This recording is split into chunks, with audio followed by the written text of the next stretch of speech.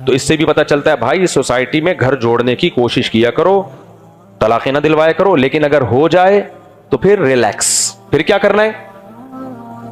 کوئی نہیں بھائی، ہو جاتی ہے یار، اب تم کہیں اور کر لو، تم کہیں اور، اس کو ایک دم بہت بڑا ایشو نہیں بنا لو، یہ کر دیا وہ برباد کر دیا، کوئی نہیں ہوتا بھائی۔ قرآن نے بھی ایسے ہی کیا ہے، اللہ میاں نے طلاق سے پہلے بہت سارے پروسیس بیان کیے ہیں تاکہ طلاقیں نہ ہو۔ سب سے پہلے 3 طلاق کو ناجائز قرار دیا تاکہ مرد کے پاس رجوع کا آپشن رہے، اگر جلد بازی میں دیے سوچے وہ۔ اس کے بعد اللہ نے کیا کہا، وَإِنْ خِفْتُمْ شِقَاقَ بَيْنِهِمَا، میاں بیوی میں جھگڑا ہو رہا ہے تو دونوں خاندان کے لوگ صلح و صفائی کی کوشش کریں، پھر بھی نہیں ہوتا تو اللہ نے فرمایا فَعِظُوهُنَّ، محبت سے بیوی کو سمجھاؤ، پھر بھی باز نہیں آتی اللہ کہتے ہیں بستر الگ کر دو، پھر بھی باز نہیں آتی تو شدید ضرورت کے موقع پر وَضْرِبُوهُنَّ، اللہ نے ہاتھ اٹھانے کی بھی اجازت دی ہے، کیونکہ سرپرست کو اگر اجازت نہ ہونا سختی کرنے کی پھر وہ سرپرست رہتا نہیں ہے، بہت سخت موقع پر اللہ نے اجازت دی ہے کہ اس طرح بھی کنٹرول کر، اگر تمہارا خیال ہے کنٹرول ہو جائے گی تو کر لو، یہ بھی نہیں ہوتا پھر کیا ہے؟ علیحدگی ہے۔ اب اگر علیحدگی ہو گئی ہے تو پھر قرآن علیحدگی کے بعد الگ حکم بیان کرتا ہے، اللہ کہتا ہے وَإِن يَتَفَرَّقَا يُغْنِ اللَّهُ كُلًّا مِّن سَعَتِهِ، اگر دونوں میں علیحدگی ہو گئی ہے تو ٹینشن لینے کی بات نہیں ہے، اللہ دونوں کے لیے کوئی انتظام کر دے گا۔ بھائی نہیں بنی آپس میں، دونوں بعض دفعہ نیک ہوتے ہیں، میچنگ کی شادی نہیں ہوتی، جوڑ ہی نہیں ہوتا، تمیز سے کیا ہو گیا بھائی؟ علیحدگی ہوگی، ختم۔ حضرت زینب رضی اللہ تعالی عنہا کا نکاح نبی صلی اللہ علیہ وسلم نے زید ابن حارثہ سے کر دیا، جو آپ کے منہ بولے بیٹے تھے، سمجھتے ہو کہ نہیں سمجھتے؟ دونوں کی انبن ہونا شروع ہو گئی۔ حضرت زینب تھی قریشی ہاشمی، حضرت زید ابن حارثہ غلام تھے جو آزاد ہوئے تھے، تو ان کو نہیں لگ رہا تھا کہ یہ میرے اسٹینڈرڈ کا رشتہ ہے، یہ سمجھ رہے ہیں؟ لیکن نبی نے حکم دیا حضرت زینب کو کہ تم ان سے نکاح کرو، نہ چاہتے ہوئے بھی وہ ایگری ہو گئیں کہ نبی کا آرڈر ہے۔ حضرت زید ابن حارثہ بھی ایگری ہو گئے، لیکن آپس میں انبن ہوئی۔ اب جب انبن ہوئی ہے تو زید ابن حارثہ نے ارادہ کیا میں ان کو طلاق دے دیتا ہوں۔ نبی صلی اللہ علیہ وسلم نے ان کو منع کیا، امسک علیک زوجک، کیونکہ نبی صلی اللہ علیہ وسلم کو غم یہ تھا کہ حضرت زینب تو پہلے ہی ایگری نہیں تھی شادی پہ، میرے آرڈر پہ شادی کی ہے، جب طلاق ہو جائے گی تو ایسے موقع پہ ان کے دل میں ایک بال آ سکتا ہے نا، ابے دیکھو تمہارے ابا تمہیں کہہ رہے ہوں بیٹا تو اس سے شادی کر لے، اب سمجھ میں آئے گا تمہیں، ویسے سمجھ میں کسی اور کی مثال نہیں سمجھ میں آئے گی، یا بیٹی کو کہہ رہے ہوں کہ بیٹی یہ ہے اس سے آپ شادی کر لیں۔ اصل میں میرے پاس کیس آئے بھی ہوتے نا، ابا اپنی بیٹی کی گن پوائنٹ پہ شادی کر رہے ہیں، بچی نہیں چاہ رہی ہے تو میں ان کو کہہ رہا ہوں نہیں کرو بھائی، اچھا خیر، بچی نے نہ چاہتے ہوئے بھی ابا کے کہنے پہ شادی کر لی، وسیم کے علاوہ کسی اور شخص سے، وسیم بولے گا یار، وسیم سے نہیں کی، کسی اور شخص سے کر لی۔ اب جب ہو گئی، اب انبن ہو رہی ہے اور اب ابا کا داماد طلاق دینے کی باتیں کر رہا ہے، تو ابا کیا کہے گا، ابے یار یہ میرے کہنے پہ میری بیٹی نے کی تھی، وہ تو پہلے بھی راضی نہیں تھی، اب تو طلاق دے دے گا نا تو میں بیٹی کو کیا منہ دکھاؤں گا، بیٹی کہے گی ابا دیکھا میں کہہ رہی تھی کہ یہ نہیں کریں شادی آپ میری یہاں، سمجھ رہے ہو کہ نہیں سمجھ رہے؟ یہی سچویشن ہوئی ہے۔ نبی صلی اللہ علیہ وسلم ان کے والد تو نہیں تھے، نبی تو ان کے جو ہے وہ ماموزاد تھے، آپ کی پھوپھی کی بیٹی تھی حضرت زینب، لیکن سچویشن سیم یہی تھی، حضرت زینب نے نبی کے کہنے پر شادی کر لی حضرت زید ابن حارثہ سے۔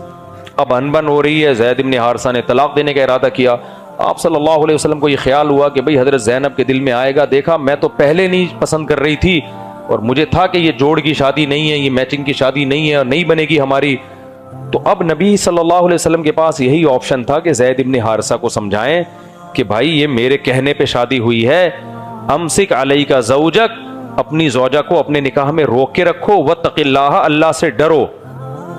سمجھ میں آ رہی ہے بات کہ نہیں آ رہی؟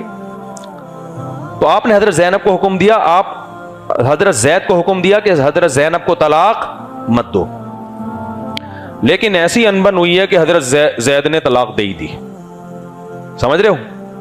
اب جب دے دی طلاق تو حضرت زینب کو دھچکا لگا بہت، تو پھر نبی صلی اللہ علیہ وسلم کے دل میں خیال آیا کہ بھئی اب حضرت زینب کو جو زخم پہنچا ہے اس کا مداوع جبھی ہو سکتا ہے کہ جب حضرت زینب سے ان کا بہت اچھی جگہ رشتہ کرایا جائے، تو میں اگر نکاح کا پیغام بھیجوں گا تو حضرت زینب خوش ہوں گی، اور وہ جو ان کو غم پہنچا ہے اس کی تلافی. کیونکہ ظاہر ہے نبی صلی اللہ علیہ وسلم کا تو سب سے بڑا مقام تھا اس وقت.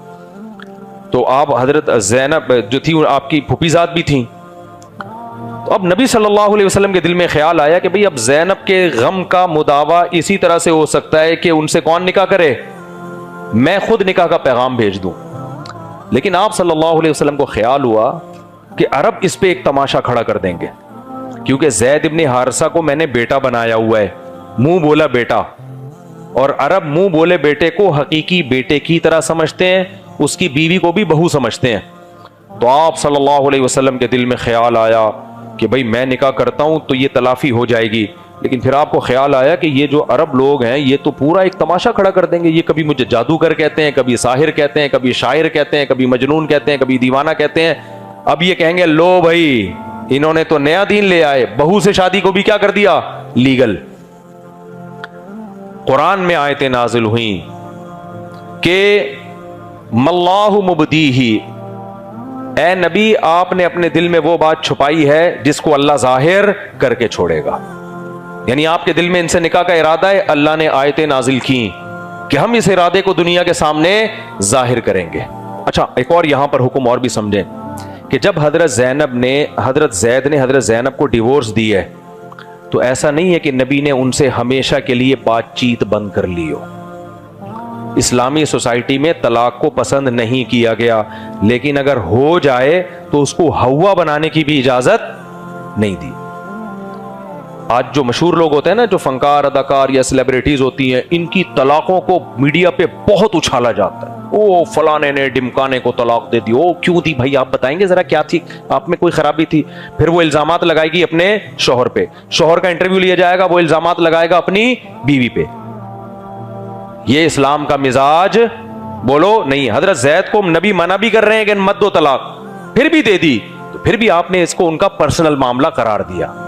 سمجھ رہے ہیں, کوئی نہیں ملتا ہمیں کہ حضرت زید سے بائیکاٹ کیا ہو, بلکہ قرآن میں اگر کسی صحابی کا نام ہے تو صرف حضرت زید ابن حارثہ کا نام ہے. اس کی وجہ یہی ہے کہ ان کا دل بہت ٹوٹ گیا تھا اس سے, اور قرآن نے پہلے دھمکی بھی دی نا کہ جب اللہ اس کے رسول تمہیں حکم دے رہے تو اس کی اطاعت کرو.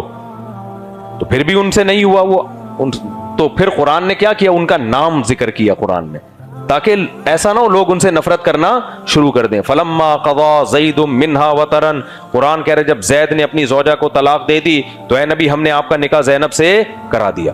تو واحد صحابی ہیں حضرت زید جن کا قرآن مجید میں نام ہے. تھے یہ بھی عربی لیکن آزاد کردہ غلام تھے, تو وہ جو عرب تو غلام کو ویلیو نہیں دیتے تھے, تو اکیلے ان کا نام آیا ہے قرآن مجید میں.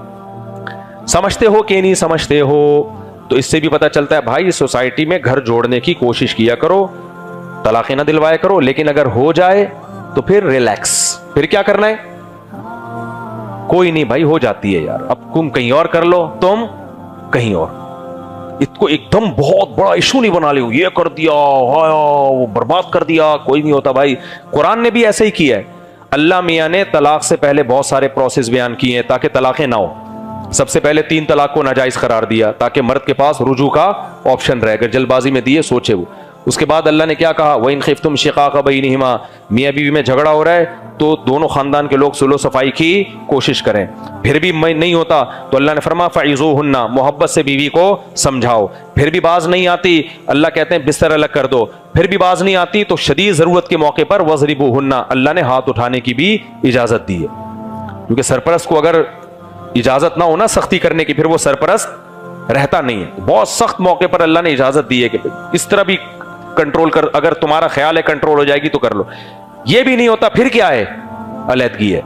اب اگر علیحدگی ہو گئی ہے تو پھر قرآن علیحدگی کے بعد الگ حکم بیان کرتا ہے. اللہ کہتا ہے وَإِن يَتَفَرَّقَا يُغْنِ اللَّهُ كُلًّا مِّن سَعَتِهِ, اگر دونوں میں علیحدگی ہو گئی ہے تو ٹینشن لینے کی بات نہیں ہے, اللہ دونوں کے لیے کوئی انتظام کر دے گا, کوئی ٹینشن لینے کا نہیں ہے. سمجھ رہے ہو بچے کیسے رولتے ہیں طلاقوں کے بعد, کھینچ رہے ہیں ایک دوسرے کی طرف.